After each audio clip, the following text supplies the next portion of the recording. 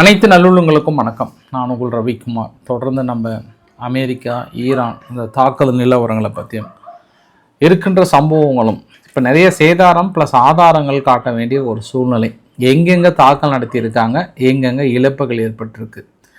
இந்த தடவை அமெரிக்கானுடைய பேஸ்லாம் கொஞ்சம் நிறையா அடியாக இங்கே இருக்குது.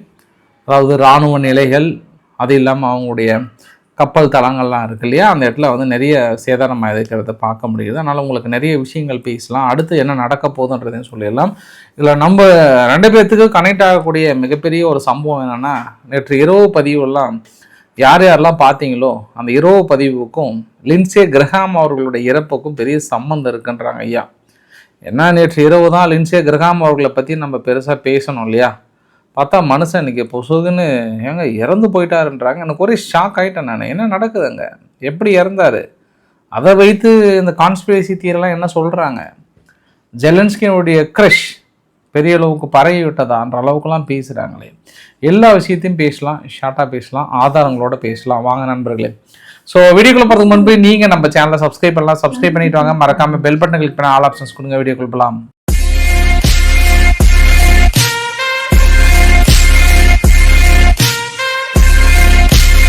நம்ம ஈரான் நடத்திய தாக்குதல், அமெரிக்கா நடத்திய தாக்குதல், அதையெல்லாம் பார்க்க போகிறதுக்கு முன்பு நம்ம லின்சே கிரஹாமை பார்த்துடலாம். மனுஷன் ஜார்ஜ் டபிள்யூ புஷ் கூட ஒர்க் பண்ணியிருக்கிறார், ஒபாமா கூட ஒர்க் பண்ணியிருக்கிறார், அதுக்கப்புறம் இப்போ ட்ரம்ப் கூட ஒர்க் பண்ணியிருக்கிறார்.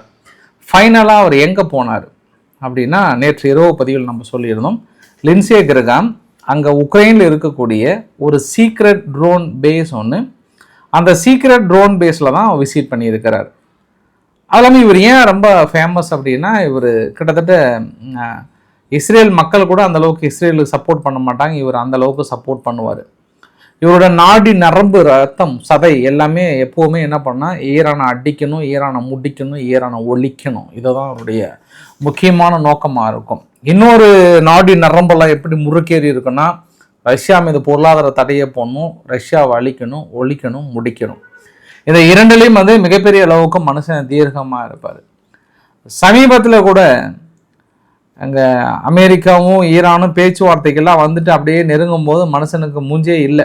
இதெல்லாம் ரொம்ப தப்பு, தாக்கல் நடத்தியே தீரணும், இதெல்லாம் ஈரான்லாம் வழிக்கு வர மாட்டாங்க, இன்னும் நிறையா நிகழ்த்தணும், ரிஜிம் சேஞ்ச் வரணுன்றதில் ரொம்ப பிடிவாதமாக.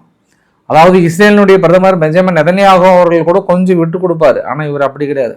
அதை விட மனசாட்டி வெறிபிடித்த வேங்கையாக இருப்பார். அந்த அளவுக்கு இருந்த ஒரு நபர் தான். எப்போ எந்த சேனலில் பேட்டி கொடுத்தாலும் சரி, ஈரான் ரிஜிம் சேஞ்ச் உண்டு, ஈரானை பொழக்க போகிறோம், இதையே தான் அடிக்கடி பேசுவார். அதனால தான் இவர் இறப்பு செய்தியை கேட்ட ஈரானுடைய ஸ்டேட் டிவி என்ன பண்ணிட்டாங்க, அப்படியே சிரிச்சுட்டு கெக்க பொக்கன்னு சொல்கிறாங்க, ஒரு குட் நியூஸ், ஈரானுக்கே ஒரு குட் நியூஸ் வந்திருக்கு, இதுமாதிரி லின்சே கிரஹாம் அவர்கள் இறந்து போயிட்டாரு அப்படின்லாம் வந்து சொல்கிறாங்க.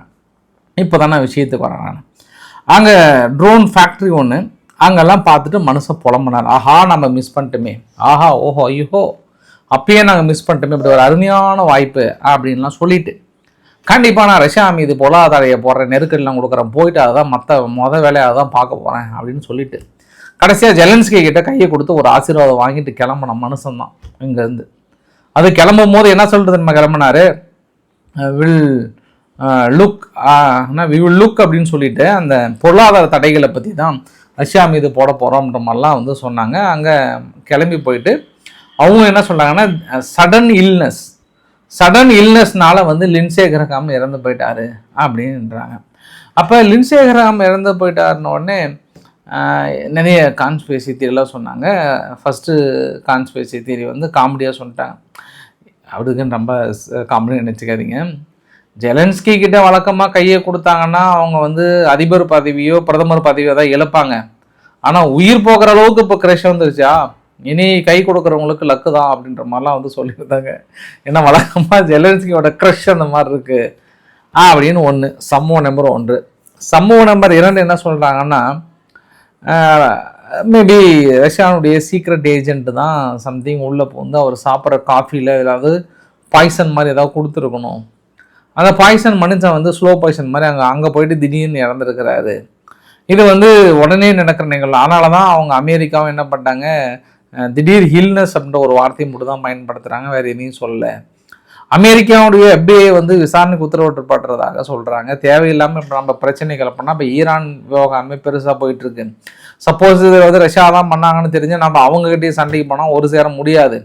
அதனால் இப்போ கொஞ்சம் நம்ம அமைதியாக இருந்துக்கலாமான்ற கோணத்தில் அமைதியாக இருக்கிறாங்கன்ற மாதிரி சொல்கிறாங்க. நான் அப்போ தான் நினச்சேன், உக்ரைன் உங்களை பற்றி எல்லாமே தெரியும் நம்மளுக்கு. நீ யார், சாதாரண ஆளா, நீ எங்கேருந்து வந்த, எப்படி பண்ணன்னு நம்மளுக்கு தெரியும் இல்லையா? அதுக்காக நம்ம வந்து உக்ரைன் பெருசாக சாதிக்கிறாங்களான்னா நிச்சயமாக ரஷ்யா வந்து எதிர்பார்க்காத ஒரு பின்னடைவுகளை ஏற்படுத்தியிருக்கிறாங்க உக்ரைன். அதை வந்து நம்ம குறைச்சி மதிப்பிட முடியாது.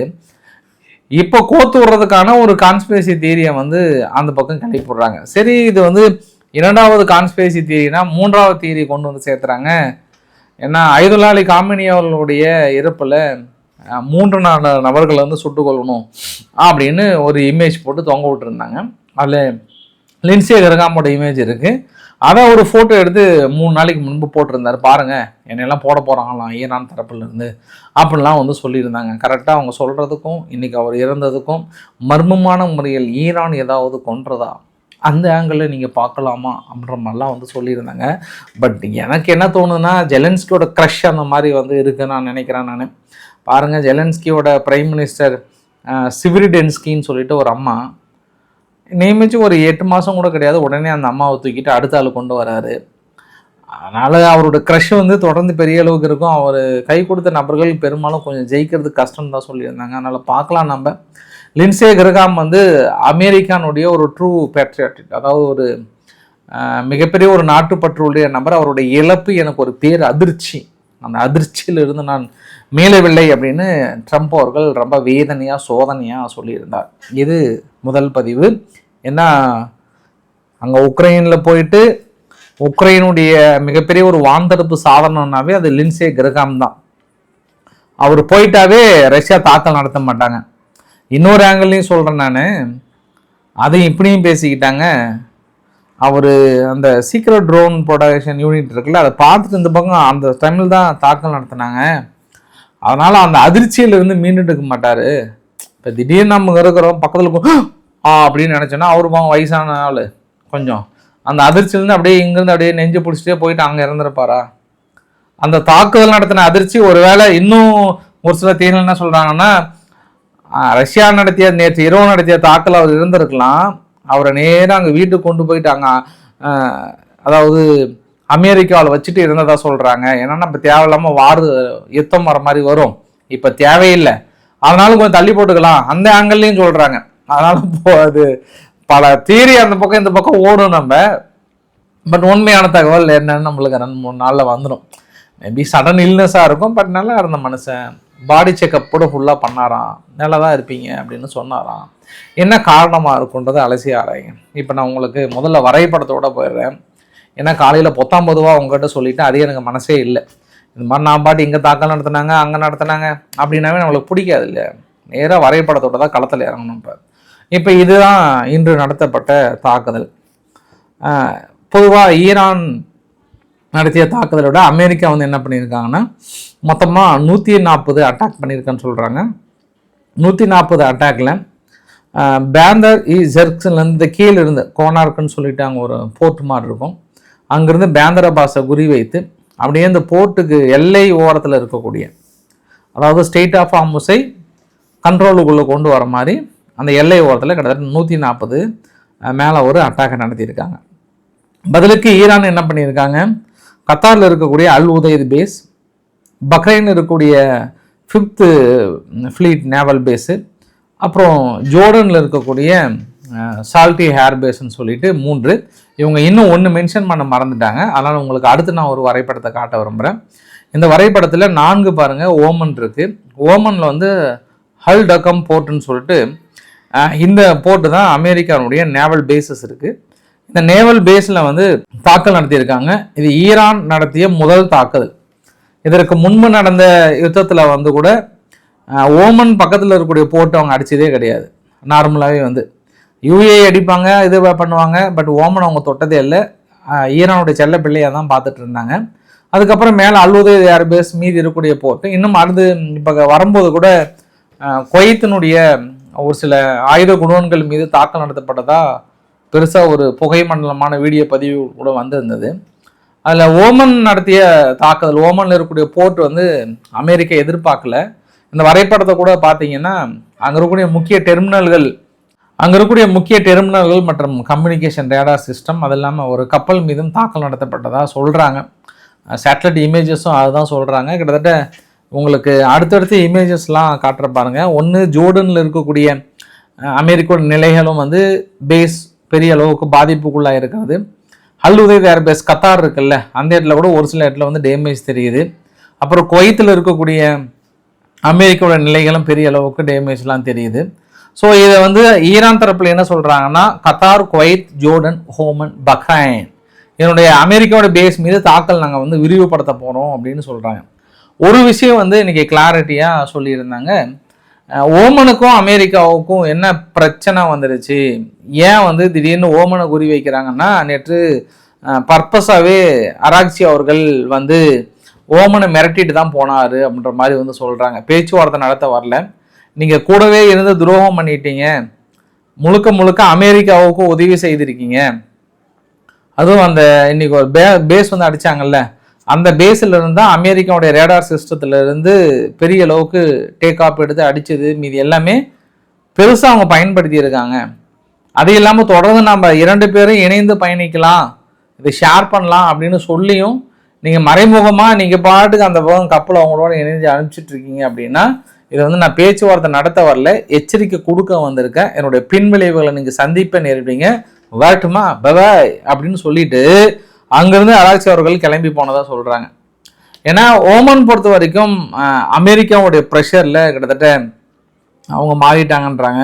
ஏன்னா ஓமன் ரூட் வந்து ரொம்ப முக்கியம். ஸ்ட்ரெய்ட் ஆஃப் ஹார்முஸில் வந்து தனிப்பட்ட முறையில் ஈரான் மட்டுமே டோலை போட்டு வசூல் பண்ணதுக்கான வாய்ப்புகள் கிடையவே கிடையாது. அப்படி இருக்கு, ஓமன் ஷேர் பண்ணால் மட்டும்தான் அவங்களால வசூல் பண்ண முடியும், அப்படி இல்லைன்னா ரிஸ்க் ஃபேக்டராக மாறிடும். ஆனால் ஓமன் வந்து முழுக்க நாங்கள் அமெரிக்கா எங்கள் பெரியண்ணன் என்ன சொல்கிறாரோ, எங்கள் கோட்டசாமி என்ன சொல்கிறாரோ அதை மட்டும்தான் நான் கேட்பேன், இப்போதைக்கு எங்களுக்கு எந்த எண்ணமும் இல்லை என்றாங்க. சமீப காலமாக இரட்டை நிலைப்பாடு கொண்டிருந்த ஓமன் முழுமையாக மாறிவிட்டது. ஒருபடி மேலே போயிட்டு ஈரானுடைய அம்பாசிடருக்கு சம்மன் அனுப்பி இருக்கிறது ஓமன், தேவைப்பட்டால் கைது செய்யுங்கள் அப்படின்ற ஆணையம் பிறப்பிக்கப்பட்டிருக்கிறது. இனி நம்மளா ஈரானா பார்த்துடலாம், எப்போ அவங்க இப்படி எச்சரிக்கை கொடுத்து வந்து எங்களை தொட்டாங்களோ அவங்க கெட்டாங்க அப்படின்ற மாதிரிலாம் ஓமன் தரப்பில் வந்து வெறிபிடத்த எங்கையா வந்து பயங்கரமாக சொல்லியிருக்காங்க. இனி இந்தியா தரப்பில் கூட தனது கடும் கண்ணத்தை தெரிவித்திருக்கிறார்கள் ஈரானுக்கு. ஏன் அப்படின்னா, அந்த ஓமன் பக்கத்தில் வந்து ஒரு கப்பல் GFS கேலக்சின்னு சொல்லிட்டு இந்த கப்பல் ஓமன்லேருந்து கிளம்பி வந்திருக்கு, தாக்கல் நடத்திட்டாங்க. 11 இந்தியர்கள் அதில் பயணம் பண்ணியிருக்காங்க, 10 பேர்த்த காப்பாற்றிட்டாங்க, மீதி ஒருத்தர் வந்து மிஸ்ஸிங். இது வந்து துரதிருஷ்டவசமானது. இந்தியர் ஒருத்தர் மாயமாக இருக்கிறார். ஈரான் இந்த மாதிரியான தாக்குதலை நாங்கள் வன்மையாக கண்டிக்கிறோம், தனது கடும் கண்டனத்தை தெரிவித்திருக்கிறோம். இது ஈரான் நம்ம இந்திய கப்பல்கள் மீது நடத்தப்படுகிற 4வது தாக்குதல். எத்தனாவது தாக்குதல்? இந்த போர் ஆரம்பத்திலிருந்து முடியும் வரை நடத்தப்பட்ட 4வது தாக்குதல். அமெரிக்காவும் ஒரு கப்பல் மீது தாக்கல் நடத்தப்பட்டிருக்கிறது. நம்மளுடைய இந்தியருடைய மாலுமி வந்து 2 பேர் இறந்து போனாங்கன்றது ஒரு குறிப்பிடத்தகுந்த விஷயம் கூட. அதை பற்றி தான் ட்ரம்ப் அவர்கள் மோடி அவர்கள் நடத்து பாருங்க, ட்ரம்ப் மோடி அவர்களுடைய மீட்டில் வந்து G7 கூட்டத்தில் பேசினான்றதையும் நம்ம பேசியிருந்தோம். அப்போ இந்த தாக்குதல்கள் இனி தொடரும், முழுமையாக ஸ்ட்ரெய்ட் ஆஃப் ஹார்முஸ் எங்கள் கண்ட்ரோலுக்குள்ளே வரும், சாவி போட்டு தூக்கி அங்கே கடலில் போட்டு போயிட்டாங்க. இப்போ அமெரிக்கா என்ன சொல்கிறாங்க, சென்காம் தரப்பில் என்ன சொல்கிறாங்கன்னா, அமெரிக்காவை பொறுத்த வரைக்கும் ஒரே ஒரு குறிக்கோள் தான், நீங்கள் டோல் வசூல் பண்ணக்கூடாதுன்னு நாங்கள் தெளிவாக இருக்கோம். சர்வதேச கடல் பகுதி என்பது அனைவருக்கும் பொதுவானது, ஈரானுக்கு சொந்தமானதல்ல. அதையும் மீறி சர்வதேச கடல் பகுதியை நீங்கள் உரிமை கொண்டாடினீர்கள் என்றால் அது தீவிரவாதிகளுக்கு முழுக்க சமமாகிவிடும். இதை நாங்கள் முறியடிப்போம், இனி அனைத்து கப்பல்களும் சென்றே தீரும், அதற்கான ஏற்பாடுகள் செய்துவோம் அப்படின்னா தாக்குதல் நடத்த போகிறாங்க. நாளைக்கு காலையில் தாக்கல் நடத்துகிறாங்க. இன்னொரு விஷயம் என்ன அப்படின்னா, அவங்க தரப்புல இருந்து என்ன சொல்லிட்டாங்க, இங்கே பார் அமெரிக்கா, எங்களுக்கு அணுகுண்டு கூட முக்கியம் கிடையாது, ஸ்ட்ரெய்ட் ஆஃப் ஹார்முஸ் தான் எங்களுக்கு முக்கியம். இதுக்கு முன்னாடி எங்களுக்கு அந்த எண்ணம் கிடையாது. நீங்கள் தாக்குதல் நடத்துவதற்கு முன்பு வரை ஸ்ட்ரெய்ட் ஆஃப் ஹார்முஸ் எங்கள் கண்ணுக்கு படவில்லை, அது எங்களுக்கு நோக்கமும் இல்லை. ஆனால் தற்பொழுது எங்களுக்கு நோக்கம் வந்து விட்டது. காரணம் என்னவென்றால், நீங்கள் தாக்குதல் நடத்தியதற்கான இழப்பீடுகள் நாங்கள் பெற்றே தீருவோம். அதனால் இது எங்கள் கட்டுப்பாட்டுக்கு, எனக்கு அணுகுண்டு கூட செகண்டரி கேஸ் தான், அணுகுண்டே எங்களுக்கு தேவையில்லை. ஆனால் எங்கள் உயிர் உள்ள வரை ஸ்ட்ரெய்ட் ஆஃப் ஹார்முஸ் இனி முழுக்க எங்கள் கட்டுப்பாட்டில் தான் இருக்குன்னு சொல்லிட்டு மறுபடியும் இந்த பிரச்சனை எல்லாம் முடிஞ்சதுக்கப்புறம் வழக்கமாக இந்த ஆக்டிங் ட்ராமா வந்து ஒரு 2 மணி நேரம் தான் நடக்கும் இதுக்கு முன்னாடிலாம். இப்போ பாருங்க, பகல் நேரத்துலையும் வந்து இரவு நேரம் இல்லாமல் பகல் நேரத்துலேயும் ஜோர்டானுடைய நிலைகள் அடிக்கிறாங்க. ஜோர்டானுடைய நிலைகள் பாதிக்கப்பட்டிருக்கிறது, குவைத்தினுடைய நிலைகள் பாதிக்கப்பட்டிருக்கிறது, இன்னும் ஒரு சில அமெரிக்க நிலைகள் பாதிக்கப்பட்டிருக்கிறது. பதிலுக்கு அமெரிக்காவும் இடையில தாக்குதல் நடத்தி இருக்கிறாங்கன்னா பார்க்க முடிகிறதுல. இப்போ ஓடி வந்துட்டாங்க. இப்போ அரப் லீக்னுடைய சீஃப் என்ன பண்ணுறாரு, போடு ரெண்டு கண்டும் கண்டனம், ஈரான் நீ செஞ்சது கொஞ்சம் கூட சரியில்லை அப்படின்னு இருக்கிறாங்க. ஓமன் தாண்டி இப்போ கத்தார் என்ன சொல்லிட்டாங்க, முழுமையாக வந்து ஏற்றுமதியை இப்போதைக்கு சஸ்பெண்ட் பண்ணுறோன்ட்டாங்க. கடல் வழியாக கொண்டு போகக்கூடிய ஏற்றுமதியை நாங்கள் சஸ்பெண்ட் பண்ணுறோம். தொடர்ந்து எஸ்கலேட் ஆகுது பிரச்சனை, அது ரீஜனலாக வெடிக்குது. நட்பையும் பார்க்காம உறவுகளையும் பார்க்காம துச்சமென தூக்கி எழுந்து கொண்டு இருக்கிறது ஈரான் அந்த மாதிரிலாம் வந்து ரொம்ப கடுமையான ஒரு விமர்சனத்தை கொள்கிறாங்க. சவுதி அரேபியாவோடையும் வந்துட்டாங்க, ஈரான் நீங்கள் செஞ்சது சரியில்லை, போடு 2 கண்டனத்தைட்டாங்க. அப்போ எல்லா அரபு நாடுகளும் ஒன்றிணைந்து மிகப்பெரிய ஒரு கண்டனத்தை தெரிவிக்கிறார்கள் என்றால் இவர்கள் எல்லாம் இணைந்து ஈரானுக்கு எதிரான நடவடிக்கை எடுப்பார்கள் என்று நினைக்கிறீர்களா? இல்லை, கண்டனம் மட்டும் தான் தெரிவிப்பாங்க, ஒன்றும் பண்ண முடியாது. மறுபடியும் நாளைக்கு அடித்தாலும் நாளைக்கு அந்த கண்டனம், மறுபடியும் அடுத்த நாள் அடித்தாலும் அடுத்த நாள் இந்த கண்டனம். இந்த கண்டனம் நம்ம பார்க்குறோம், நம்ம ஒரு 6 மாதமாக பார்க்குறோம். அதை நீ கூட தெரிவிச்சுக்கலாம். எங்கள் பக்கத்து வீட்டு பாட்டி கூட என்ன 2 கண்டனம் சொல்லிட்டுமா ஈரானுக்கு, சொல்லு பாட்டி உனக்கு என்ன பிரச்சனை 2 சொல்லி விடு அப்படின்னா அவங்க ஒன்று சரி நானும் 2 இந்த வந்து எதுக்குங்க யூஸு, இந்த கண்டனம் தெரிவிக்கிறதுலாம் என்ன அதனால் ஒரு இம்பாக்ட் என்ன ஒரு தாக்கம் ஏற்படுதுன்னா ஒரு அரசியல்வாதிகள் பயன்படுத்துகிற ஒரு வார்த்தை, அவ்வளோதான். இப்போ தனக்கு சார்ந்த ஒரு நிகழ்வுகள் நினைக்கவில்லை, என்னுடைய கண்டனத்தை நான் பதிவு செய்கிறேன்பா, அவ்வளோதான். இவங்க கண்டனத்தை பதிவு செஞ்சுட்டாவே ஈரான் வந்து வாங்கப்பா நம்ம தாக்கல் நடத்த நிறுத்திட்டு அந்த பக்கம் போயிடலாம் நினைக்கிறாங்க. ஆனால் நடக்க போகிறதில்ல. அது இன்க்ளூடிங் நான் இந்தியாவுக்கும் சேர்த்து சொல்கிறேன், மற்ற நாடுகளுக்கு சேர்த்து சொல்கிறேன். உங்கள் கண்டனமும் எங்கள் பக்கத்து வீட்டு பாட்டி கண்டனமும் ஒன்று தான். எப்படிக்கா நான் சொல்கிறது அப்படின்னு, அவ்வளோதான். அவ்வளோதான். இப்போ அமெரிக்கா என்ன சொல்லிட்டாங்கன்னா, பீட்டர் எக்ஸத்தோல் நார்மலாக நரம்பில் முறுக்கி போயிருப்பார் அவர். அவர் என்ன சொல்கிறாருன்னா, அவங்ககிட்ட கேட்டேன் சிங்கப்பாதையா பூப்பாதையான்னு கேட்டேன். இத்தனை நாள் நாங்கள் பூப்பாதை அடிப்படையில் அமைதியான பேச்சுவார்த்தைக்கு வித்திட்டோம். பட் அவங்களாம் பிடிவாதமாக ஓடி வந்து நகி ஹே அட்டாக்கு ஹே தாக்குதல் ஹே அப்படின்னும் போது வி சூஸ் எ பேட் பாத். எங்களுக்கு தெரியும் ஏன் அந்த பாதையை அவங்க சூஸ் பண்ணணும்னு சொல்லிட்டு நாளைக்கு வருத்தப்பட போகிறாங்க, எழுதி வைத்து கொள்ளுங்கள் அப்படின்ட்டாங்க. ட்ரம்ப்பும் வந்து அவ்வளோமா ஸ்டேட் ஆஃப் ஹார்மஸை கொஞ்சம் விடுதலை பண்ணுற வரைக்கும் கொஞ்சம் பார்த்து கொஞ்சம் முடிச்சு விடுங்க அப்படின்னு சொல்லியிருக்காங்க. ஈராக்கினுடைய பிரைம் மினிஸ்டர் கூடிய விரைவில் அமெரிக்காவுக்கு போகிறார் என்ற தகவல் வந்திருக்கிறது. ஆயில் அண்டு கேஸ் வந்து டீல் ஏற்படுத்துவதற்காக ஈராக்கிலிருந்து மேலே சிரியா வழியாக அப்படியே மேலே கொண்டு போக போகிறாங்க. அது இல்லாமல் அமெரிக்கா கொஞ்சம் ஒரு சில ஆயிலெலாம் இப்போ தேவைப்படுது, அவங்களோட ஸ்டோர் கொஞ்சம் கொஞ்சமாக குறைஞ்சிட்டு வருது. அதனால் ஈரான் கொஞ்சம் கொஞ்சமாக ஈரான் பக்கம் பாருங்க, ஈராக் வந்து கொஞ்சம் கொஞ்சமாக ஈரான் பக்கம் சாஞ்சிரும் அப்படின்னு நினச்சாங்கன்னா இல்லை, அது அந்த பக்கம் போகிறாங்க. அது கைது பண்ண காலத்திலிருந்தே நான் சொல்லிட்டு இருக்கேன். அதாவது ஊழல் வழக்குக்கு எதிராக அவர் களமிறங்கி கைது பண்ணும் போது சொல்லிட்டு இருக்கேன். பட் நிறைய பேர் வந்து கான்ஃபிடென்ட்டாக இருந்தாங்க, இல்லைன்னா இப்போ கூட ஐதுல் அலி காமேனியோடைய இறுதி ஊர்வலம் ஈராக்கில் நடந்ததப்பா, அப்போல்லாம் நம்ம சொல்ல முடியாது, அது எப்படி நீ சொல்கிற அப்படின்லாம் நீங்கள் நினச்சிருக்கலாம். பட் சம்பவம் அப்படிலாம் இல்லை, அந்த பக்கம் போயிடுச்சு. ஓமன் எப்படி ஒரே அமெரிக்கா பக்கம் போயிடுச்சு, அதே மாதிரி ஈராக் காலத்தின் கட்டாயம் அவங்க போய் தான் ஆகணும், வேறு வழி இல்லை. அதனால் அமெரிக்கா பக்கம் நகர்றாங்க. அதனால் பார்க்கலாம் இனி அங்கே இருக்கக்கூடிய ப்ராக்சி குரூப்ஸ் ஏதாவது எதிர்த்து பண்ணுறாங்களா இல்லை பண்ணுறது இல்லையான்னு தெரியல. அதனால் இது எல்லாமே அமைதியாக வேடிக்கை பார்த்துட்டு இருக்கு இஸ்ரேல். சரி, நம்மளுக்கு எதுக்கு வம்பு, நம்ம தலை நின்று வேடிக்கை பார்த்துக்கலாம். அமெரிக்கா பார்த்து முடியலாம் கூப்பிடுவாங்க, இல்லைனா வெயிட் பண்ணி பார்க்கலான்ற மாதிரி சொல்லியிருக்கிறாங்க. இது அங்கே இருக்கக்கூடிய தகவல். அங்கே ரஷ்யாவுடைய தகவல் அப்படின்னா ஒரு வீடியோ பதிவு ஒன்று வெளியிட்டு இருந்தாங்க. ஒடிசா ரீஜியனில் வெப்பன் வந்து ஏற்றும் போது இறக்கும் போது நாங்கள் தாக்கல் நடத்தியிருக்கோம்னு சொல்லிட்டு ஒரு வீடியோ பதிவு வெளியிட்டு இருந்தாங்க. பட் எனக்கு இதை விட ஷாக்கிங் என்ன அப்படின்னா, இது வந்து உக்ரைன்ற பாருங்க ரஷ்யாவுடைய தேபாரே வந்து வெளியிட்டிருந்தாங்க. ஜனவரி 1 ரஷ்யாவுக்கு சம்பந்தமான ரஷ்யா இறக்குமதி பண்ணுகிற கப்பல்கள் மீது எவ்வளோ தாக்கம் நடத்தியிருக்காங்க நீங்களே பாருங்கள் மக்களை. குறிப்பாக இந்த சி ஆஃப் அசோஸ் அப்படின்னு சொல்லுவாங்க, கிரிமியாவுக்கு மேலே இந்த சி ஆஃப் அசோஸ் பிளான்ல இருக்கக்கூடிய ஒட்டுமொத்த போர்ட்டிலையும் நிறுத்தி வைத்திருந்த இல்லை வந்து கொண்டிருக்கிற ஒவ்வொரு கப்பல்களையும் அடிச்சிருக்காங்க, கம்ப்ளீட்டாக அடிச்சிருக்கிறாங்க. நீங்களே பாருங்கள் பாஸ், எந்த அளவுக்கு ரஷ்யா இழப்புகளை சந்தித்து இருக்கிறாங்கன்றது தெரியுது. ஒவ்வொரு போர்ட்டிலையும் dry cargo ship, tanker, oil tanker, இல்லை வெறும் இந்த டேங்கா இல்லை என்னென்ன அடிச்சிருக்காங்கன்றது கம்ப்ளீட் டீட்டெயிலாக இருக்குது. இந்த டீட்டெயிலாம் பார்க்கும்போதே சரி ஓகே, அதெல்லாம் வீடியோ பதிவு கூட தேடி தேடி அடிச்சிருக்காங்க நேற்று கூட. அப்போ ரஷ்யா வந்து என்னதான் பெருசாக சொன்னாலுமே வந்து இழப்புகள் அப்படின்றத வந்து ரஷ்யாவால் எதிர்பார்க்க முடியாத அளவுக்கான இழப்புகளை தொடர்ந்து சந்திச்சிட்டு இருக்காங்க. சிம்ம சொப்பனமாக விளங்குகிறார் ஜெலன்ஸ்கி. ஒன்று இவங்க ஜெலன்ஸ்கியை ஏதாவது ஒன்று பண்ணாதான் உண்டு, இல்லை அப்படின்னா இது இப்படியே தான் போகும். நீங்கள்லாம் வந்து இஸ்ரேல் ஸ்டைலுக்கு மாறினீங்கன்னா உங்களுக்கு தீர்வு உடனே கிடைச்சிடும் ரஷ்யா, இல்லைன்னா அது வந்து தீர்வு கிடைக்காது. நீங்கள் இப்படியே தான் வள கொள்கணும், 10 வருஷம்னாலும் இழுத்துட்டு போகும். அது முடிவெடுக்க வேண்டியது அவங்கவுங்க பொறுப்பு. ஆனால் இப்போதைய நிலைமைக்கு ரஷ்யா என்னதான் சொன்னாலுமே என்னதான் தாக்கல் நடத்தினாலுமே உக்ரைனை கை ஓங்கி இருக்கிறது. ஆனால் கியூவில் வந்து வான்தடுப்பு சாதனங்கள் கொஞ்சம் குறைங்கிறது. அந்த ஒரு சந்தர்ப்பத்தை பயன்படுத்துமா ரஷ்யான்றதை பொறுத்து இருந்து பார்க்கலாம். நம்ம இன்னொரு வீடியோ பதிவு கூட வயலாக இருந்தது.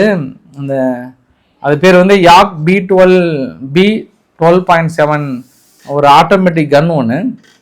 அது திடீர்னு பாருங்கள் ஏதோ ஒரு மாதிரி செயலிருந்து ஒரு மாதிரி தூக்கி வீசி இருக்குன்ற மாதிரி சொல்கிறாங்க. அடுத்தது ஃப்ரான்ஸில் வந்து ஜூஸ் கம்யூனிட்டி இருக்கக்கூடிய ஒரு பகுதியில் திடீர்னு ஒரு மர்ம கால் ஒன்று வருது. ஒரு பெரிய அசம்பாவிதம். ஒரு 300க்கும் மேற்பட்ட மக்கள் வசிக்கின்ற பகுதி. ஒரு கார் குண்டு போய் நிறுத்தியிருக்காங்க. அப்புறம் அங்கே இருக்கக்கூடிய மக்களை வெளியேற்றிட்டு அந்த கார் குண்டை வந்து டிஸ்மேண்டில் பண்ணியிருக்கிறாங்க. பெரும் அசம்பாவிதம் தவிக்கப்பட்டிருக்கிறது. வெடிகுண்டு வந்து டிஸ்போஸ் பண்ணியிருக்கிறாங்க. இல்லை அப்படின்னா மிகப்பெரிய அளவுக்கு திரும்பி பார்க்க வைத்த ஒரு நிகழ்வு நடந்திருக்கும். நல்ல வேலை தடுத்துட்டாங்கன்றாங்க. யார் வந்து குண்டு வைத்தவர்கள் யார், அதுதான் இப்போ பிரான்ஸ் வந்து தேடிக்கொண்டிருக்கிறது. ஜூஸ் மக்களை கொல்லுகின்ற அளவுக்கு குண்டு வைத்தது யார் என்று உங்களுக்கு தெரியும். நீங்கள் கருத்துக்களாக பதிவிடுங்கள், நான் தெரிந்து கொள்ள விரும்புகிறேன். ஸோ பிடிச்சிருந்தா லைக் பண்ணுங்க, ஃப்ரெண்ட்ஸுக்கு ஷேர் பண்ணுங்க, சப்ஸ்கிரைப் பண்ணுங்க. ரவிக்குமார் சோமச்சல். நன்றி, வணக்கம்.